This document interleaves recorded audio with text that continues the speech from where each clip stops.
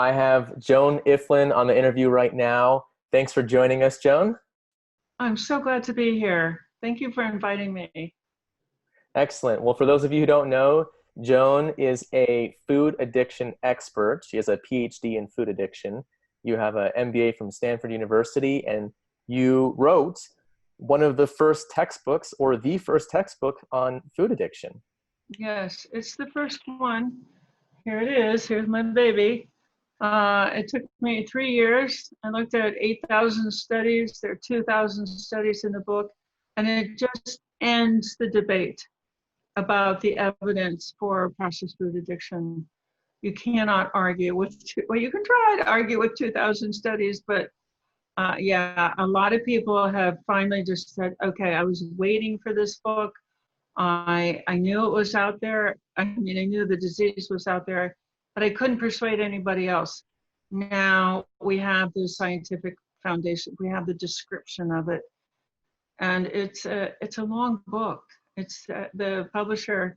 When I finally turned in the manuscript, she said, "You know, this is more like a reference book." And it's like, yeah, I wanted to cross a lot of T's and dot a lot of I's. But now people can rest on the assurance. Like if you go to a health professional and you say, I have food addiction, and they say, oh, yeah, food addiction. Oh, yeah, I do too. I have to eat. And they can just pull out this page from Amazon and say, no, this is CRC Press. This is a real syndrome, and I need help with it. And you Yeah, I can think just, most people, they might think of it as, they might say it tongue in cheek. I mean, they might not know that it's an actual condition. And that's often what I see if I have a client or somebody that's dealing with pain or an injury. They often are influenced by the foods that they eat. And if they modify if they modify their diet and start reducing inflammation, then they start to feel better with pain, just separate from exercise. And then their exercise and movement program helps as well. And when I was yeah. going to your website and reading a description of what you do, I had no awareness to really the extent of what food addiction means. So I'm really excited to talk with you more about that. Yeah, it's a very tough addiction because because the stuff is everywhere and it's heavily advertised and it's very cheap. We see a business model. It's called the addiction business. I call it the addiction business model. It was developed by the sugar industry and then the tobacco industry. It's a very specific business model. It has specific elements. You ramp up the addictive properties of the food. You advertise it a lot. You make it available everywhere. You market it to children. You really focus on children. And then you make it very, very cheap. And so what you're doing is you're addicting the reward pathways in the brain and then making it impossible not to be provoked. So addictions are cued or triggered or provoked or signaled or stimulated by things around us, reminders. And so first you slide it in, like I know my first airplane flight was probably in the early 60s. You got a meal tray on the flight and there was a package of 3 cigarettes because the cigarette industry had determined that it only takes 3 cigarettes to start that addictive process in the brain. And then they would surround you with reminders of cigarettes, vending machines everywhere, cheap prices, lots of advertising, logoed goods, and then things like the Joe Cool Camel campaign directed at 10-year-old boys. Well, they were prevented from marketing to 10-year-old boys, but boy, when the 1980s came along and very cheap high fructose corn syrup came on the market and they were getting beat up in the courts over their tobacco, the tobacco industry bought the processed food industry and transferred the model. So they loaded up where they had loaded up cigarettes with nicotine. They loaded up processed foods with sugar, fat, salt, dairy, processed fats, and gluten and caffeine. So they just, and food additives. They had a field day. And then they put them everywhere. They made them very, very cheap and increased the Saturday cartoon commercials for sugary fatty foods salty foods from like 165 to 565 within 7 years. And the obesity rate among children went from 10% to 15%. So we have a drug dealer in our midst, very well hidden, very well disguised, but it is big tobacco dressed up like processed foods, and the results have been horrific. And we know that our subconscious is formed from an early age, and you can really speak to our subconscious at an early age. So when we're watching cartoons and when we're getting influenced, and as we're learning what's good to eat, if we're hearing that all these other different types of foods that really aren't good for us are okay and acceptable, then that just becomes our routine. Then we get addicted to these foods at an early age, Yeah, and it makes exactly. it so hard. And companies know this. They're smart marketers. They understand what influences us. And like you said, how could we trigger that reward system and that reward Yeah, center in the brain? So yeah. what got you into doing food addiction? Were you always in this field, or? No, no. So my undergraduate degree is in economic and political science. I worked for a state legislature finance committee. Then I went to business school, and then I worked for 5 years for a corporation. And then I had my two kids, and I couldn't go back to work. I was too sick. So at about age 44, I had developed yo-yo dieting. I put the weight on, I take it off. I quit smoking when my kids were born. So right in that era, my kids were born in 83 and 84, and tobacco came into processed foods in 85. And that's when they loaded up the products. There are scientists who train specifically in addiction marketing. That's not what it's called. Like the leader of the pack is a man named Howard Moskowitz, who's described in chilling detail in Michael Moss's book, Sugar, Fat, Salt. Michael Moss is a former New York Times reporter, and he's amazing. So he actually interviewed Howard Moskowitz quite a few times for the book. Howard's Ph.D. is in experimental psychology in marketing from Harvard. He invented the method by which these tobacco companies could ramp up the amount of sugar, fat, salt in processed foods. He got right to the point where there's a maximum amount of sugar, fat, salt in the product, and the consumer still liked it. It's a massive data effort that he's a good data analyzer. He collected data, and he went through all of the processed foods, because once one group, one company's processed foods got ramped up that way, well, then everybody had to do it, because then the person who was addicted would be looking for a fix. And if your product wasn't ramped up enough, it wouldn't taste like a fix. And the consumer would go to the product that did have those ingredients ramped up. They're real people who do this. Yeah, it's a profession. It's astonishing. It is astonishing. And there's a lot of thought that goes into marketing and into influencing people. And it's amazing. You want to think that there's good intentions behind people, but a lot of times there isn't. And it's really just Oh, to make more money and get people addicted to a product. yeah. So a lot of people out there, they've tried different diets, especially people that are in pain. They really need to eat better. But people fail when they do this. It's not like we don't know how to eat. I mean, it's not like we don't know what we should Oh, do. gosh. We know we need Yeah. to eat. We know we need to eat better. We know we need to eat the right amount of calories and limit processed sugars and processed foods. And so, but the problem is that most people, they've tried a diet and then they fail. And so is there Yeah. anything related to food addiction that could speak on why people Yeah. are failing with their diets? Yeah. So thank you. That's a super excellent question. And this week I recorded presentations on this question. And I'm going to offer them to your audience, if that's okay, those presentations that I recorded this week. One of them was on weight loss and eating disorders programs. What do those programs actually do to people? They actually make the addiction worse, because one aspect of addiction is you've got this addicted pathway, and it's intertwined with a stress pathway. People just don't have a clue that you need an environment that is absolutely totally stress-free, where you can just relax into the process. Most of these programs are pushing their members. They want things done by a deadline.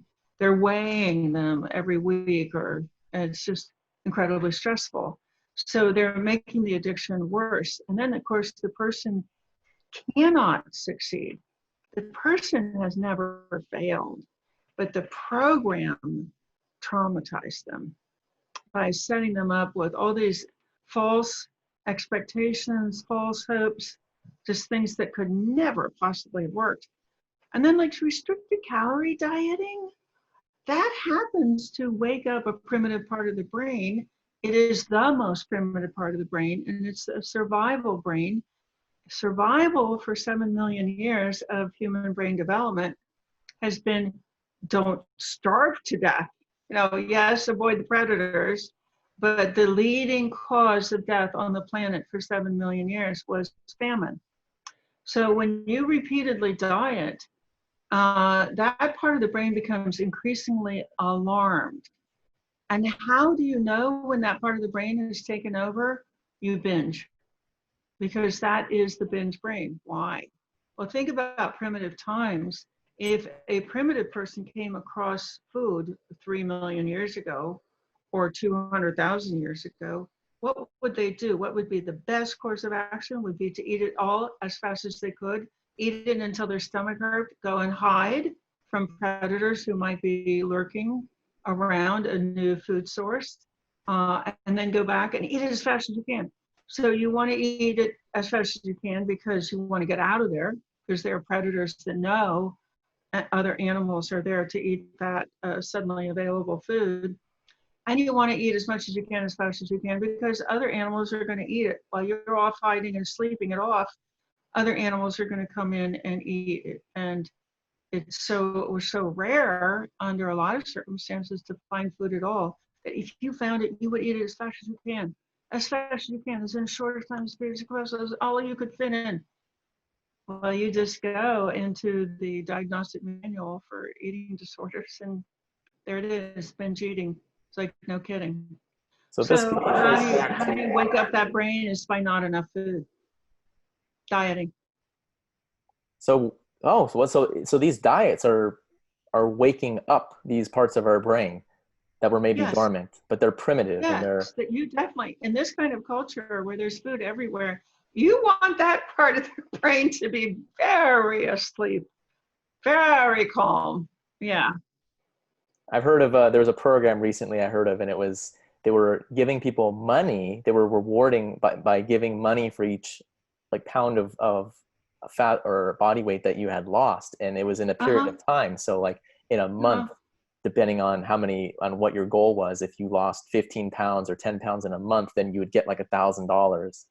And Oh, it's so so sad. the amount of pressure that would put on you, and Yes. with what you're saying, how this can activate our primitive brain and our addiction centers, we are trying to Yeah, do it's something very good, but it may not be the best for us in the long run. right.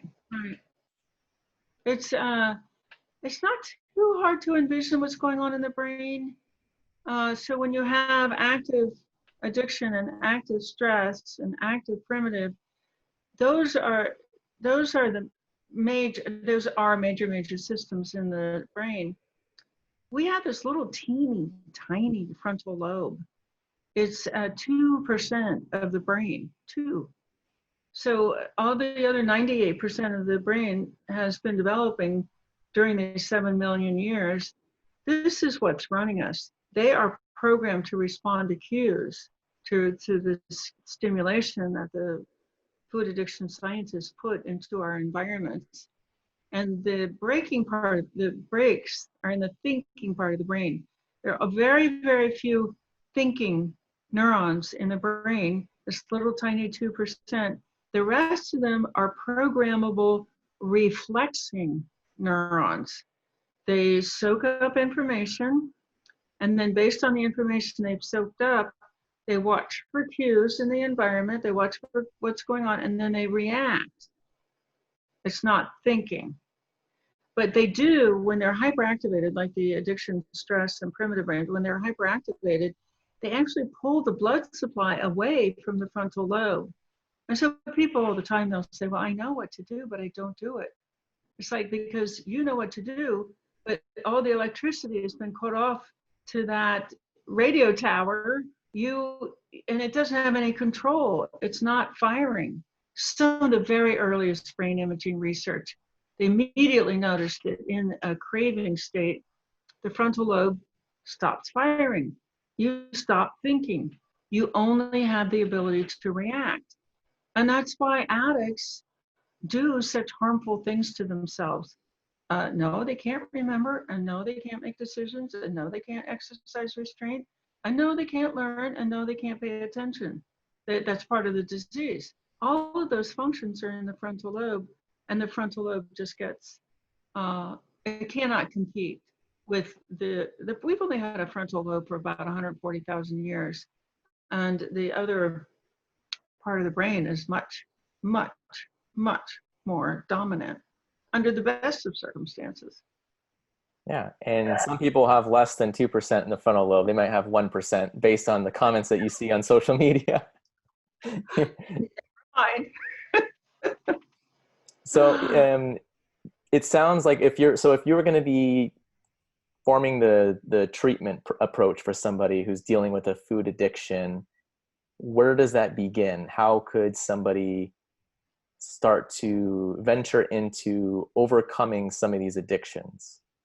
What are some practical ways that we can work with this? Yes, I did recently a four-part video series on this exact question, how to get started. And if it's okay with you, I'm going to offer that as a gift to your listeners. So the first step is to define the problem accurately. This is not a weight loss problem. It's not like, heroin addicts are very, very, very thin. So they do not have a weight gain problem. They have a substance use disorder. You would never say to a heroin addict, like, oh, just gain some weight, you'll be okay. And not mention the heroin. So we're being told, oh, you just need to lose some weight. And they're not mentioning the sugar, flour, fat. We eat 1 pound a day, at least on average, men, women, and children in the United States. So first you got to define the problem as an attachment, really a compulsive attachment to specific addictive substances. Part two is you have to figure out for yourself what you would get out of recovery. And people they think, oh, weight loss. But processed foods are also inflammatory. So, and they do mess with the gut. So a lot of gut disorders are actually resolved. I've seen this over many years. They're resolved when you take out the processed foods. But the thing that I really did the presentation on is brain health. So what are all the things that you would get back if you gave up processed foods? Well, you get all the cognitive functions because you would quiet the addiction, so you wouldn't have that nagging voice, go get it, go get it, go get it. You would calm the stress pathways, calm the primitive brain, so you wouldn't have this battle going on in your head all the time. I want to, no, I don't. I want to, no, I don't. I'm going to. Well, now you've done it. That battle, that just constant battle in the head is gone. People get back their ability to pay attention. They get back their ability to learn, to make good decisions easily, to know what to do, and to have the memory comes back, and impulse control, some emotional processing, and some experience of satisfaction. People don't know that if they gave up processed foods, those things could come back and the battle would be over. They wouldn't have the cravings anymore. This is huge. It's just huge. People have no idea that they would get their brain back, brain function.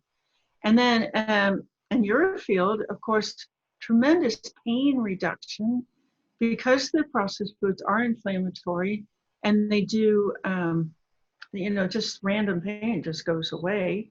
And then you get more flexibility. So if you do get with somebody like Mark and you need to do physical therapy, it's going to go so much better because you will have a greater range of motion and it won't hurt to do the exercises. So that's step 2, is figure out for you individually what you would get out of it. And of course, we know diabetes goes into remission, heart disease gets better, blood pressure goes, just all of the things that we know about chances of getting cancer, dementia, Alzheimer's. It's a much longer list. Infertility is, I've had that happen a couple of times over 24 years. People are finally able to get pregnant. The people have no idea that processed foods could be causing all of these problems. And they think it is mostly through this mechanism of inflammation. Also, an inflamed brain is not going to work as well as a calm brain. So that's part 2. And then part 3 is to decide that you could go into recovery. Here's the big issue. People have gone through these support groups, like we were just talking, or even individual practitioners who claimed, learn mindfulness and you'll be okay. No. I mean, it's like you wouldn't say to an alcoholic, oh, just learn mindfulness, you'll be okay. No. That alcoholic needs to be in a whole support system. So it's a lengthy description of why support systems make people worse and why you should try a really well-supported recovery approach. And we do offer that online based on findings from the textbook, based on findings after the textbook was published about mirror neurons, these neurons that just copy. We now have an online system that's a match. So the addiction scientists use a method called surround marketing. They hyperactivate these addiction pathways, and then everywhere you go, there are reminders of processed foods. Just like everywhere we went, there were reminders of cigarettes. Everywhere you go, there are reminders of alcohol. Now, everywhere you go, there are reminders of vaping. And where marijuana is legal, there are reminders of marijuana. It's part of the model. So we understand that, and we are countering that directly. So all day long, every day, we have access to recovery messaging. We have a Facebook group that's active all day. We have a private messenger group that's active. We have 4 hours per day of live meetings that can be accessed from anywhere in the world. And then we have recordings of our daily conference call. So you can fill the air absolutely all day long with recovery messaging. And it is pretty shocking and wonderful how quickly people pop out of the addicted pathways. The only reason people eat this stuff is because they have these active addictive pathways and they start to build recovery pathways. It's pretty cool how quickly people who've never had a chance just pop out of those addictive pathways and over into neurons that are being trained to think in recovery thoughts. That's pretty cool. It is really cool. It reminds me a lot of when you get sucked into bad news, when you're watching TV and you just hear bad news story after bad news story, and you just start to get this thought virus, and then you need to snap out of it because virus. I love it. Yeah. And you need to snap out of it and expose yourself to better information, to read something more uplifting, to call a friend, and to start and to basically combat all that negative input that you're putting into your brain. It sounds very similar, where you need to immerse yourself with other people who are positive and who also are being led by professionals and experts in the field who can then give you good information that's right to reprogram your brain and get you out of that addiction. Exactly. It is, it's mechanical. It's a mechanical problem. And you just nailed it. Television is just very good at creating a lot of negativity, stress, lies next to the addiction pathways, we said. And when you watch that stressful television, a lot of people don't understand, why do they get up from television and go to the kitchen? Well, because television activates the stress pathway. Stress pathway is active, and then it reaches over and activates the addiction pathway. Boom, you're off. Yeah, and it's a lot like too, if I'm helping somebody with an injury, there could be the mechanics of the exercise, but a lot of Yeah, time there's something more underlying that might need to be tweaked. And it may not be a big thing. It's just there's an underlying reason why something might be causing pain or why somebody might have this very repeated injury. And so awesome it's not like analogy. we're just blaming somebody's weight gain or blaming their inflammatory response to food on certain foods. It's not like we're just calling all sugar across the board bad or all carbs across the board bad, although some people need to restrict those a little bit more than others. But you're really getting into a deeper level of saying, like, why are we having these issues with these foods? It's not like, Yeah. why are you not able to maintain a steady caloric intake? Yes, it's and because people are just I think they balk at understanding brain function. It's pretty simple in addiction when you come right down to it. What's complicated is the amount of cueing. But it's good to know it's a mechanical problem. Okay, what's stimulating my brain is causing my behavior because all kinds of myths have sprung up because people just don't understand. This is a mechanical problem. Just need to Pavlovian conditioning of neurons. You know, get the right cueing going on around your head. You're fine. You have incredible control very quickly. So they think it's childhood issues, or they think you're self-sabotaging, or they think you don't like yourself, or they think that you're lazy, or that you're not trying hard enough. All these horrible things to say about a person. And then the truth that I think what the truth is that you got the tobacco industry to come into processed foods, and they just are very good at Pavlovian conditioning of neurons. And now our job is to rewire these neurons to connect differently. It's a mechanical problem. From a healthcare provider standpoint or a trainer standpoint, there's that stereotype of a personal trainer acting like a drill sergeant or a I weight loss know. coach or a weight loss coach that might act like a drill sergeant and just say, you can't eat that, don't eat this, don't eat that, what are you doing? And then maybe they serve as this motivation coach, but this person that they're dealing with, this client, is really dealing with these underlying psychological issues, their addictions, their Yeah. mental conditions that are affecting their ability to restrain from eating these foods, or they're triggering them to eat these foods in the first place. So Yeah, so that's the irony of it. And the irony and the tragedy is somebody's yelling at a person, like a health professional or a helper person is yelling at this poor food addicted person. They're yelling, which is they're accusing, why aren't you trying harder? Why can't you do this? They're saying you're a failure, you're a loser.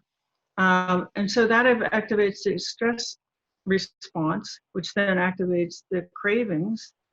And so this person is saying, what a loser you are. You can't do it. I keep telling you, why can't you do this? Here's what's going on in that person's head. Oh man, I can't wait to get out of here and go to the bakery next door. I saw it on my way in, and this time I'm going to get the five, and I'm going to get six of these, and I'm going to get the sprinkles, and I'm going to get the chocolate sprinkles, and I'm going to get a big chocolate milk to go with it. So this person, by stressing out the client, has set off a total block. And now the part that this health professional thinks they're talking to, they're teaching, instructing the frontal lobe. Frontal lobe is going completely offline. They're talking to a brick wall. That person cannot hear them and certainly can't store the information. Memory's not working. You have to really, really get people super, super relaxed. You have to really, really tell them and indicate to them that you understand the pain that they're in, you understand the dynamics of what they have gone through, and that you are going to make sure that they are taken care of at their own pace. Like, we never tell people what to do. We offer options. We have our own ideas. We share ideas. But I never follow up with somebody and say, "What did you do that?" No, no, I don't do that. If they want to share that they tried it out and it worked, great. I can't wait to hear. Or they might share that they tried it out and it wasn't the right thing for them. Although we're really good at offering things that will actually help our members.